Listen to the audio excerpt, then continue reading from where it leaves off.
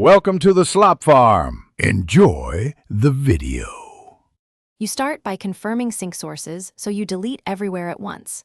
First, backup contacts, export a vCard, or enable a secondary sync. This protects data if you remove the wrong entry. Once done, open your phone's Contacts app or the corresponding web account, Google Contacts or iCloud. Make sure you're signed into the same account used for sync. This reduces duplicate effort and prevents contacts from reappearing after you delete them on device. You now locate the phone number and perform the deletion. Use search or filter by account to narrow results. That avoids deleting unrelated entries. Once you find the contact, select it, long press on mobile, or use checkboxes on web, then choose Delete or Remove. If available, pick Permanent Delete so it doesn't go to a temporary archive that syncs back.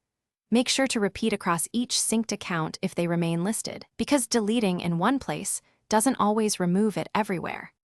Finish by forcing sync and verifying the number is gone across services. Refresh the Contacts app, toggle account sync off then on, or sign out and back in to push changes. Check linked apps, messaging, VoIP, and social accounts because they may keep cached numbers. If the number persists, clear the app cache or remove duplicate accounts that re-import contacts. One troubleshooting tip: if contacts reappear, revoke contact permissions for the offending app, then delete again and re-enable permissions. Thanks for watching. Consider subscribing if we helped you today.